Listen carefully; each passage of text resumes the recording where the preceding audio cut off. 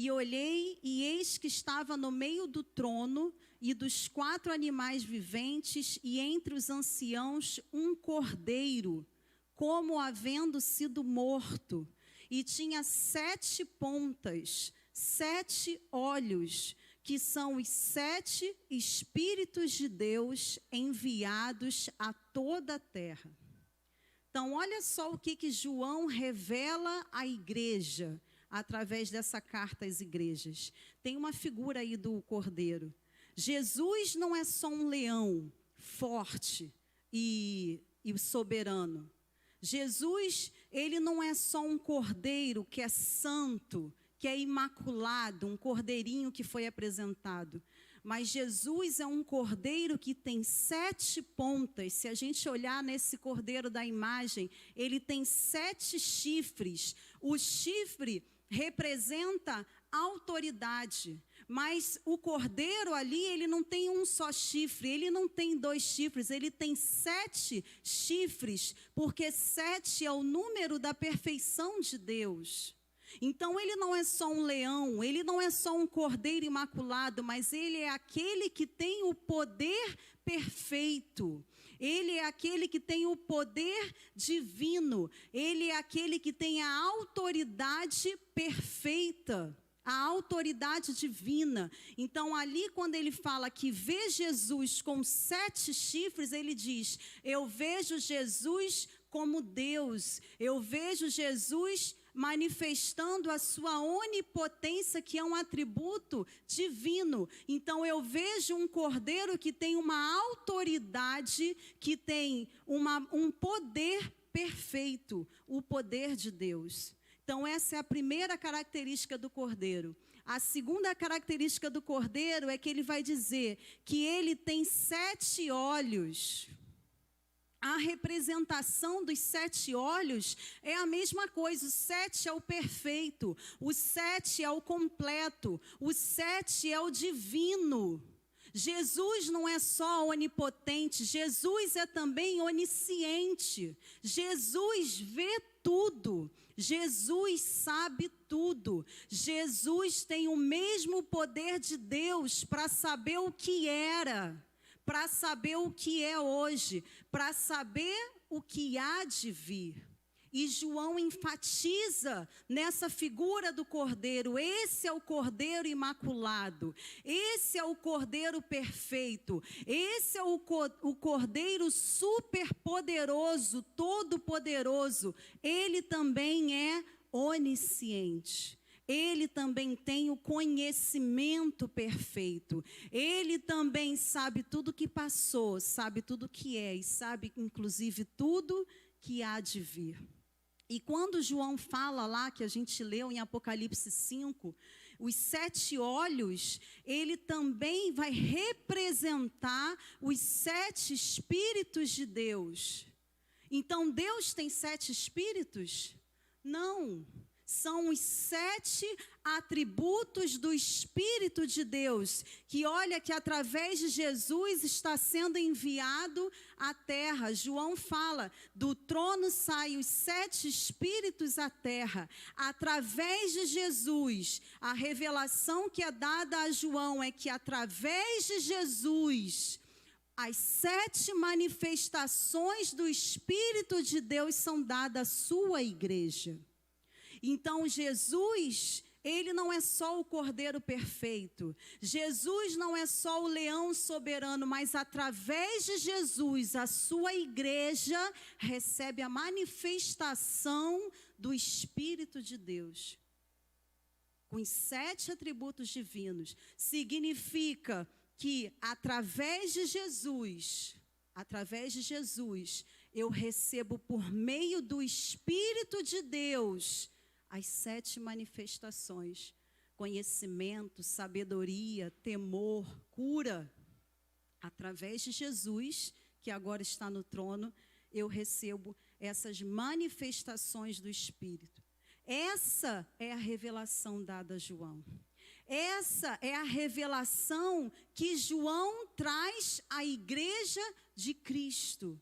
É isso que João escreve nessa carta, no Apocalipse? A autoridade e a supremacia de Cristo, os 24 anciãos, tudo aquilo que representa a aliança de Deus, se prostra diante desse Cordeiro, que é todo-poderoso, que tem o conhecimento perfeito e que através dele a sua igreja recebe esse Espírito de Deus.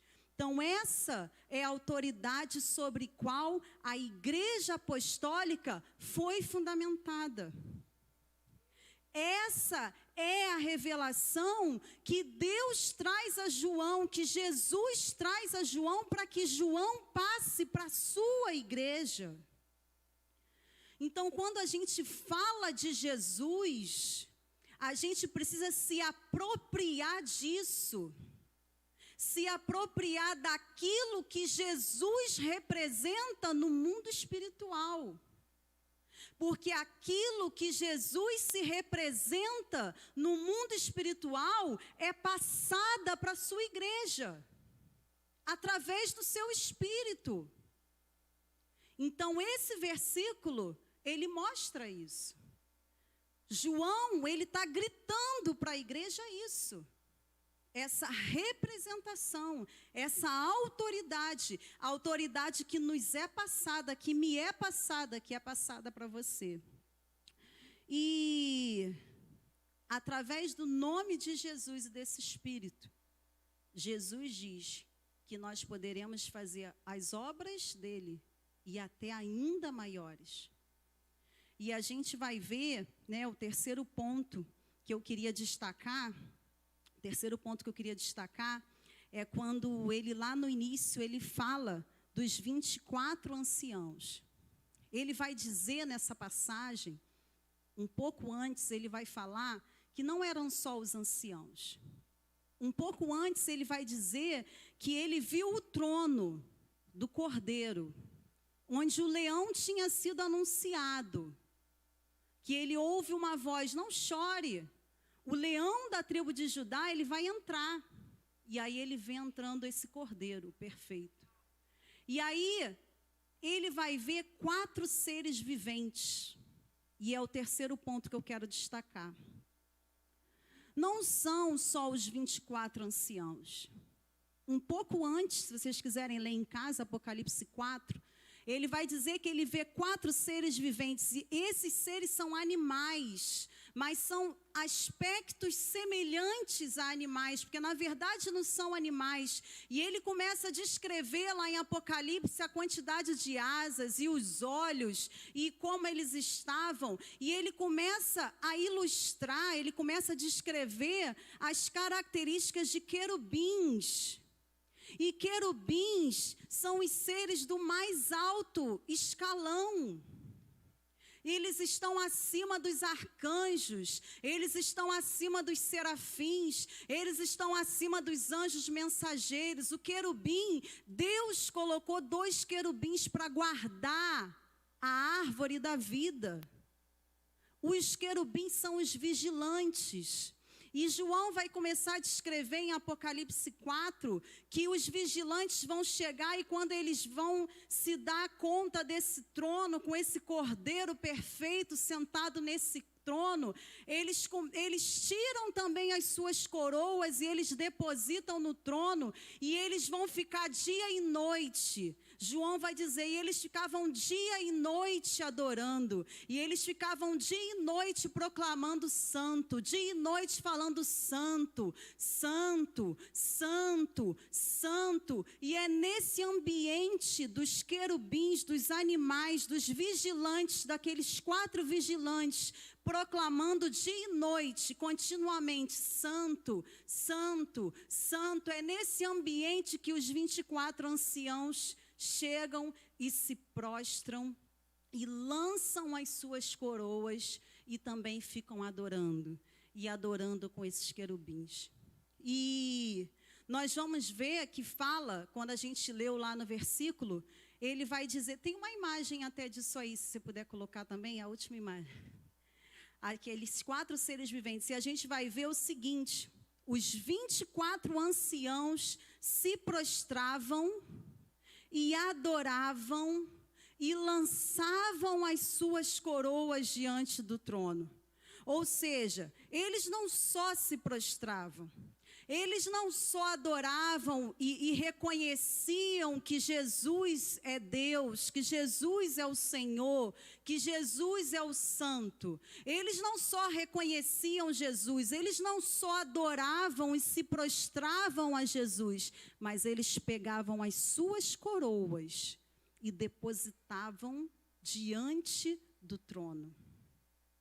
Não era só reconhecer Jesus como Senhor, não era só adorar Jesus como Rei da glória, mas eles depositavam a sua coroa.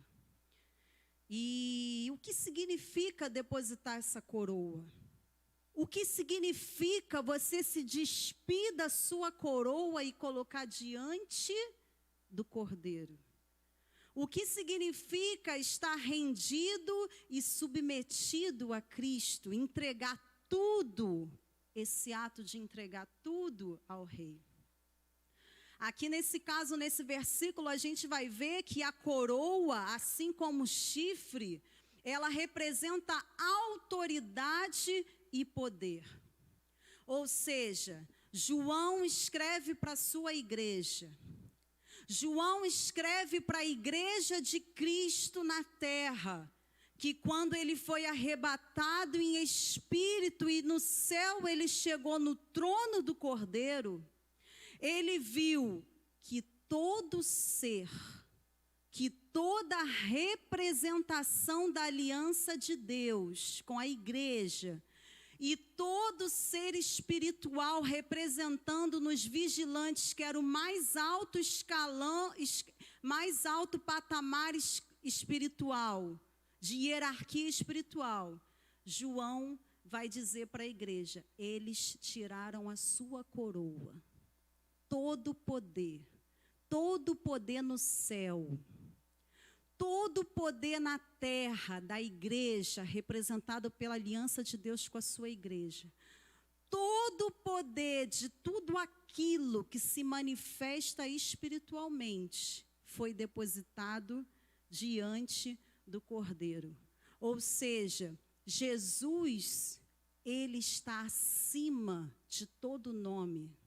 Jesus está acima de todo ser que se manifeste espiritualmente, seja no céu, seja na terra, seja até o que se manifesta espiritualmente para o mal, ali representado nos vigilantes. E a gente vai ver que eles proclamam a Jesus, Santo, Santo é o Senhor Deus, o Todo-Poderoso, que é e que era e que há de vir. E nessa noite, falando de Jesus, essa mensagem Deus colocou no meu coração. Deus exaltou, foi Deus que o exaltou. Ele deu um nome que está acima de todo nome. Jesus, o nome santo, o nome que está acima de todas as coisas. Ele é o Rei da glória. Então, aqui está sendo revelado isso a João. O que Jesus representa, o que o nome de Jesus representa e o que é enviado à terra, à sua igreja, através do seu Espírito. E para concluir, eu queria destacar aquilo que está escrito lá na carta de Judas. Então, lá na carta de Judas, a gente vai ver que ele vai descrever um momento em que o príncipe Miguel, o arcanjo Miguel, ele começa a contender, a brigar com Satanás pelo corpo de Moisés. Isso é descrito na carta de Judas. E quando o arcanjo Miguel é um príncipe guerreiro, é alguém que tem poder no mundo espiritual para lutar, para guerrear. Daniel, no livro de Daniel, ele jejuou e ele orou a ponto de Deus enviar o príncipe Miguel para combater o principado da Pérsia. Então, o arcanjo Miguel é um príncipe guerreiro poderoso que a missão dele, o ministério dele é guerrear, é lutar contra principados, contra potestades, contra toda a força do mal. Mas a gente vai ver que quando ele está de frente com Satanás, lutando pelo corpo de Moisés, ele vai declarar assim: que o Senhor te repreenda. Por quê? Porque Miguel não podia usurpar a hierarquia. Satanás era um querubim, e quando os anjos caíram, quando a terça parte dos anjos caíram, eles carregaram todo o poder, toda a autoridade, poder que eles tinham no mundo espiritual para exercer aqui na terra. Mas Miguel estava abaixo, e ali ele diz que o Senhor te repreenda. E por que eu queria destacar isso aqui? Para que vocês entendam o teor da revelação que João traz à igreja apostólica, à igreja de Cristo. O que João está dizendo é que nós, como igreja, somos raça eleita. Nós, como igreja, através do nome de Jesus, nos tornamos uma nação santa. Está escrito que aquele que pelo poder do seu sangue nos constituiu sacerdotes. O que João está dizendo através dessa revelação é que através do nome de Jesus, eu que sou igreja de Cristo, você que é igreja de Cristo, nós temos o poder e a autoridade que foi concedido a Jesus lá no trono. Aquilo que o arcanjo Miguel não pôde fazer, porque ele não tinha autoridade. E ele disse que o Senhor te repreenda, Satanás. Aquilo que o arcanjo Miguel não podia fazer, Jesus, que foi o Cordeiro perfeito, que foi entregue sem mácula a Deus, através do sangue que foi aspergido pela sua igreja, Jesus me deu autoridade no seu nome para entrar dentro da minha casa e dizer: eu te repreendo no nome de Jesus. E Deus está dando essa oportunidade a essa igreja. Quando nós estamos falando a cada quinta-feira aqui de Jesus, Jesus, Jesus, Jesus, o que nós estamos dizendo é que está na hora de você, de tomar posse do que João falou há 2000 anos atrás, que o Espírito de Deus está fluindo através do trono do Cordeiro. Está na hora de eu tomar posse e eu entrar na minha casa e eu invocar esse nome. Invocar o nome de Jesus e dizer: na minha casa não tem mal que resista. Pelo poder do nome de Jesus que eu invoco, que eu declaro. Deus está nos dando essa oportunidade de fazer nova todas as coisas em 2023, ainda hoje, através do nome de Jesus, porque é Ele que faz tudo novo. O que Deus está nos dizendo, através dessa revelação a João, onde 24 anciãos adoram e adoram e adoram e adoram, invoca o nome de Jesus. Invoca o nome de Jesus na sua casa. Invoca o nome de Jesus na sua família. Invoca invoca o nome de Jesus nos seus sonhos, por mais enterrados que eles estejam, Jesus traz a vida nos seus projetos, nas suas finanças, não importa, Ele vê tudo, Ele sabe tudo, Ele tem o poder, Ele tem a autoridade, e você pode, através do nome de Jesus, receber de Deus essas manifestações do Espírito, a vida em abundância que Jesus nos prometeu. E eu queria convidar a igreja a ficar de pé e a gente cantar mais uma vez, que entre o Rei da Glória, que entre em todas aquelas áreas aonde Ele ainda não alcançou.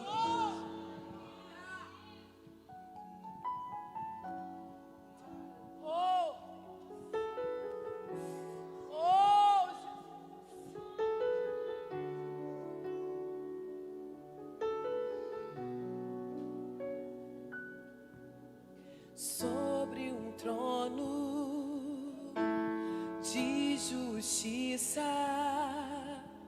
eternamente haverá um rei. Ele voltará para governar as nações em amor. Que ruja o leão e que a terra estremeça diante da majestade de Jesus. Que ruja o leão e que a terra estremeça diante da majestade de Jesus. Oh, levantai-vos, ó portas,